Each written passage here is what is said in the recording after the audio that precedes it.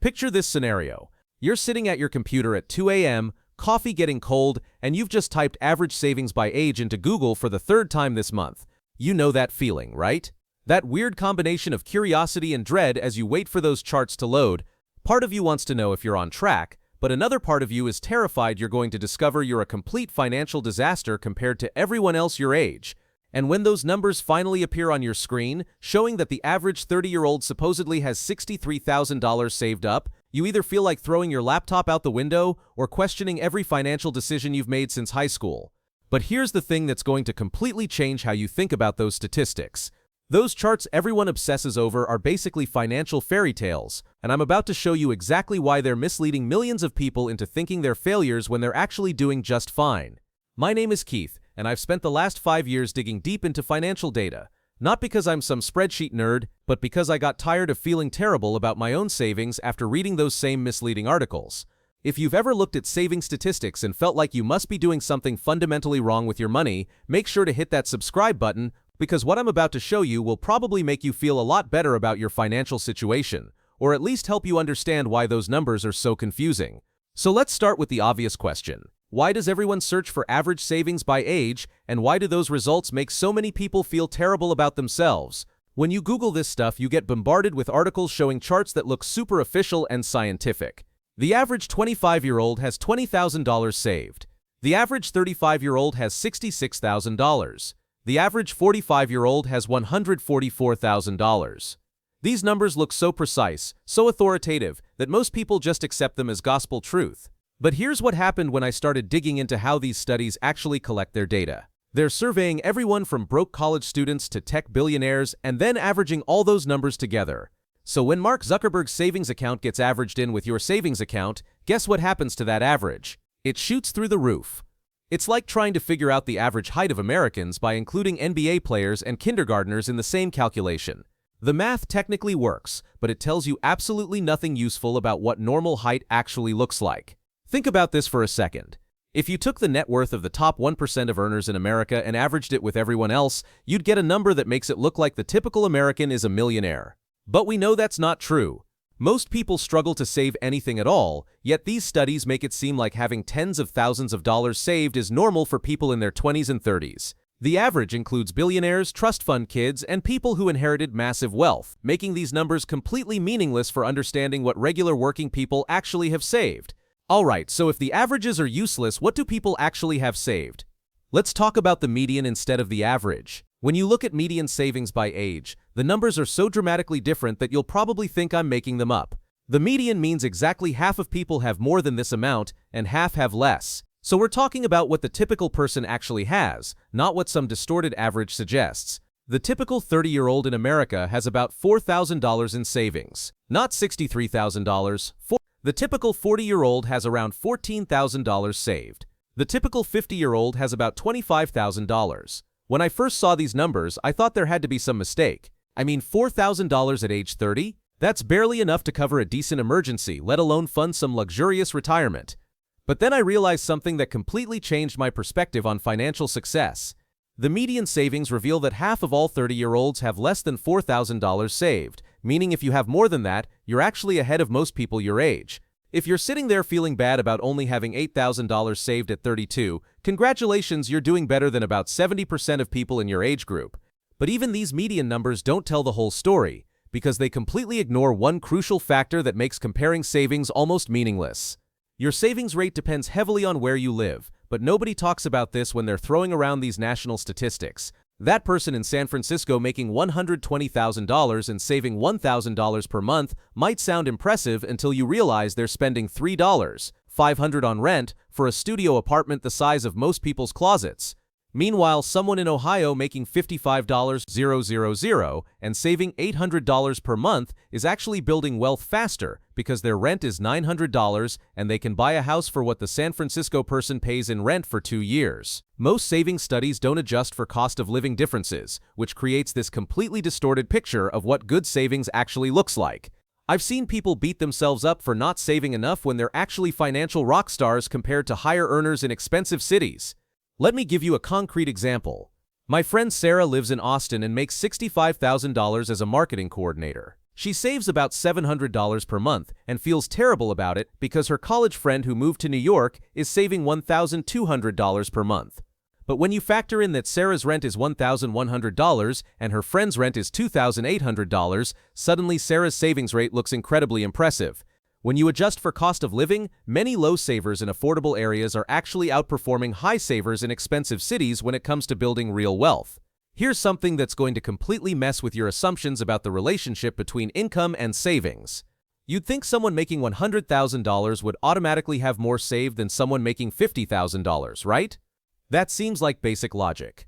Higher income equals higher savings. But that's not what the data shows at all, and the psychology behind why this happens is fascinating and depressing at the same time.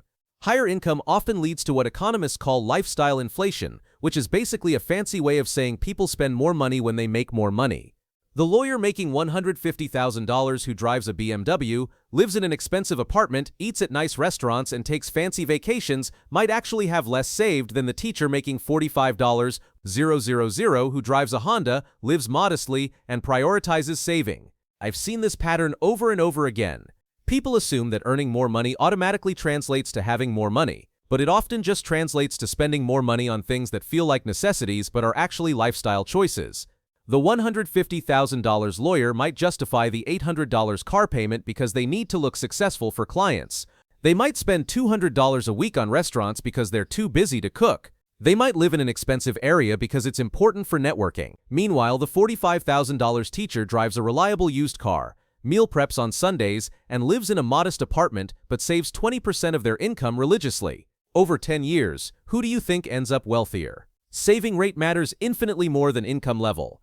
A teacher saving 20% of $45,000 will build wealth faster than a lawyer saving 5% of $150,000. Every savings chart assumes you should have more saved as you get older, but what if you're a late starter? What if you didn't get serious about money until your 30s or 40s? Those charts make it seem like you're doomed to financial failure if you don't start saving in your early 20s. The compound interest police will tell you that every year you wait costs you hundreds of thousands in retirement wealth. And mathematically, they're not wrong about compound interest being powerful. But here's what they completely ignore about starting later. When you're 25, you might be lucky to save $200 a month between student loans, entry-level salary, and figuring out how to be an adult. When you're 35, you might have double the income, fewer expenses, and the financial wisdom to avoid the stupid mistakes you made in your 20s. You know what you actually need versus what marketing tells you that you need. You're not buying furniture on credit cards or spending half your paycheck at bars. The person who starts saving $2,000 per month at age 35 often ends up wealthier than the person who saved $300 per month starting at age 22, even though the early starter had a 13-year head start. Starting later often means higher income, more financial discipline, and the ability to save larger amounts faster, which can actually lead to better outcomes than starting early with small amounts. Everyone talks about starting early to harness the power of compound interest, but there's a math problem that nobody wants to address directly. Most people in their 20s can barely save $100 a month after covering rent, student loans, car payments, and basic living expenses. Meanwhile, someone in their 40s with an established career might be able to save $2,000 or even $3,000 per month. So the question becomes, is it better to save small amounts for a long time or large amounts for a shorter time? Let's run the actual numbers that financial advisors don't want you to think about too hard. Person A starts at 22 and saves $200 per month for 43 years until retirement at 65. Person B starts at 35 and saves $1,500 per month for 30 years until retirement. Both earn 8% returns. Person A contributes about $103,000 total over their lifetime and ends up with roughly $1.2 million at retirement thanks to compound interest. Person B contributes $540,000 total and ends up with about $2.0 million at retirement. Even with compound interest working against them, Person B ends up with significantly more money at retirement. The person who saved aggressively later completely overcame the advantage of starting early. The math shows that aggressive saving later in life can actually beat modest saving early in life, despite what conventional wisdom suggests about compound interest. Those savings charts often project what you'll need for retirement, but they're based on assumptions that might be completely wrong for your situation. The experts say you need $1 million saved by retirement, or 10 times your final working salary, or 80% of your pre-retirement income to maintain your lifestyle. These rules of thumb get repeated so often that people just accept them as fact. But what if your house is paid off by retirement? What if you're planning to move somewhere with a lower cost of living? What if you want to work part-time doing something you enjoy instead of sitting on a beach all day? What if your idea of a good retirement is gardening and reading books instead of taking expensive cruises? Most retirement calculators assume you want to maintain the exact same lifestyle and spending patterns that you had while working, but that might not match what you actually want. I know people who moved from expensive cities to small towns in retirement and cut their living expenses by 60% without feeling like they were sacrificing anything important. My neighbor retired from a corporate job in Dallas and moved to a small town in Tennessee. His cost of living dropped from $5,000 per month to $2,000 per month, but his quality of life actually improved. He's closer to nature, knows his neighbors, and spends his time hiking and woodworking instead of sitting in traffic and attending meetings he hated. Your target savings number should be based on your actual retirement plans and desired lifestyle, not some generic calculator that assumes you want to spend like you're still working. If you're planning to live simply, travel slowly, or move somewhere affordable, you might need way less than those scary million-dollar projections suggest. Here's the real reason people obsess over these savings charts, and it has nothing to do with retirement planning or financial security. It's not actually about the money. It's about social validation and feeling like you're winning at life. Comparing your savings to statistical averages is like comparing your relationship to divorce statistics, or your happiness to survey data about life satisfaction. It tells you absolutely nothing useful about your actual situation, but it gives you a number to fixate on that feels objective and scientific. But here's what happens when you base your self-worth on these comparisons. You start making financial decisions based on what looks good on paper instead of what actually improves your life. You might stress about having exactly the right amount saved for your age instead of focusing on whether you're making progress toward your actual goals. You might feel like a failure for having $15,000 saved at 35 when you should feel proud for building an emergency fund that gives you security and options. I see people on Reddit and personal finance forums constantly asking if they're behind for their age. Someone will post that they're 28 with $12,000 saved and ask if they're doing okay. Half the responses will be people reassuring them they're ahead of most people their age, and the other half will be people saying they need to save more to catch up to some arbitrary benchmark. But here's what nobody asks. Are you happier and more secure than you were last year? Are you building habits that will serve you well? Do you have specific goals that matter to you? These questions tell you way more about your financial health than comparing yourself to some statistical average that includes people whose financial situations have nothing in common with yours. Focus on your personal savings rate improvement and hitting financial milestones that matter for your specific goals, not arbitrary age-based benchmarks that have nothing to do with your life. Maybe your goal is to save $20,000 for a house down payment. Maybe it's to build a $10,000 emergency fund so you can sleep better at night. Maybe it's to save enough to take a sabbatical and travel for 6 months. These goals are way more motivating and useful than trying to hit some national average that doesn't reflect your priorities or circumstances. Let me tell you about the most liberating moment in my own financial journey. I stopped looking at those charts entirely. Instead, I focused on increasing my savings rate by 1% every 6 months. I started at 8% of my income and gradually worked my way up to 25%. I didn't care if I had more or less saved than other people my age. I cared about making progress every quarter and hitting specific milestones that mattered for my goals. When I wanted to quit my job and freelance, I saved until I had a year of expenses in the bank. When I wanted to buy a house, I saved until I had 20% down plus closing costs. When I wanted to travel for 3 months, I saved until I could afford the trip without going into debt. These were real goals that improved my life, not abstract benchmarks designed to make me feel adequate or inadequate compared to strangers. The beautiful thing about focusing on your own progress is that it actually motivates you to save more. When you're trying to hit someone else's target that doesn't match your situation, it feels pointless and arbitrary. When you're saving for something specific that you actually want, every dollar feels like progress toward a better life. There's also a psychological benefit to ignoring those comparison charts that nobody talks about. When you stop measuring your worth against other people's financial situations, you start making decisions based on what actually makes sense for your life. You might realize that you don't need as much saved as those charts suggest because you're planning a simpler lifestyle. Or you might realize you want to save more because you have specific dreams that require more financial flexibility. Either way, you're making intentional choices about your money instead of just trying to keep up with some statistical average that might be completely irrelevant to your actual circumstances and goals.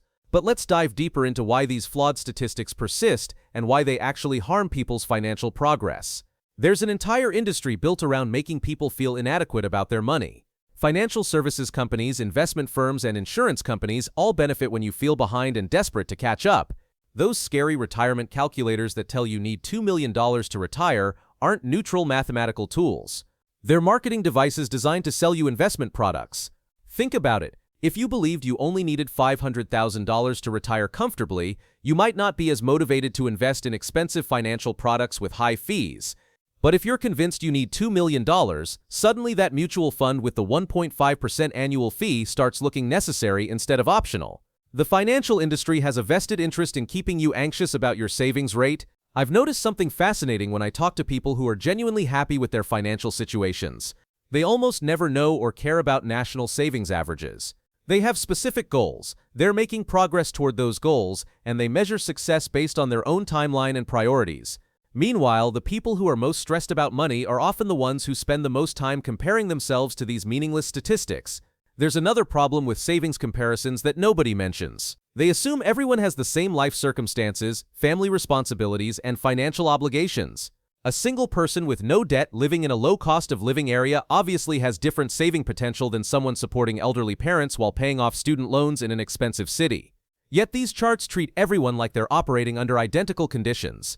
I know someone who was beating themselves up for only saving $300 per month in their 30s until they realized they were also sending $500 monthly to help support their parents and had taken on $20,000 in medical debt from a serious illness. When you factor in that they were essentially saving $800 per month when you include family support and debt paydown, their financial discipline was actually impressive.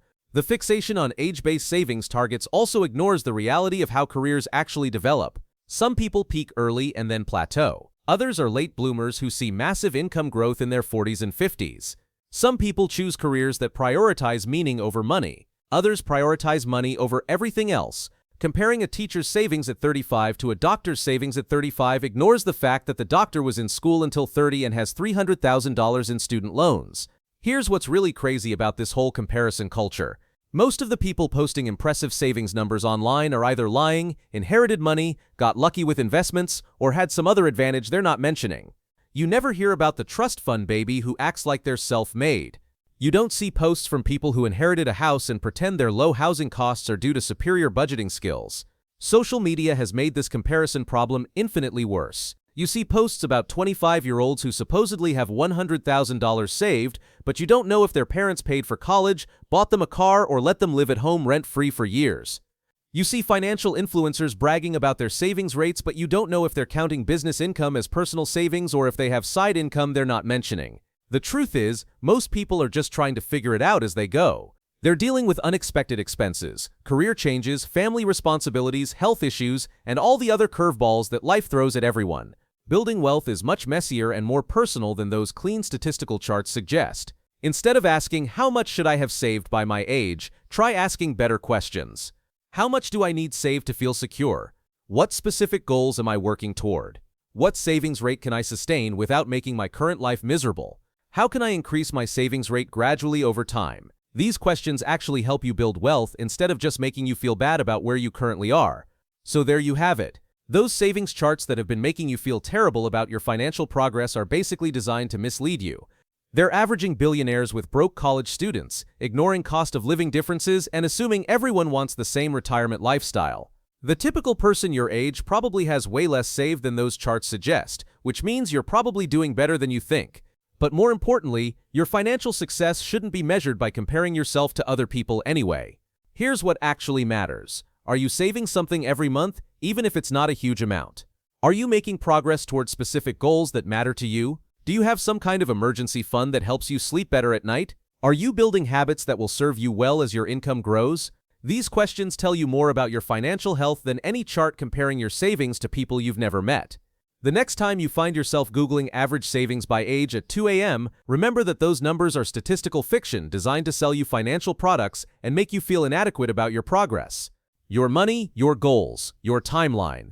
Stop comparing yourself to fairy tale statistics and start building the financial life that actually works for you. If this helped you feel less terrible about your savings account, make sure to subscribe because I've got a lot more videos coming that debunk common financial myths and help you focus on what actually matters for building wealth.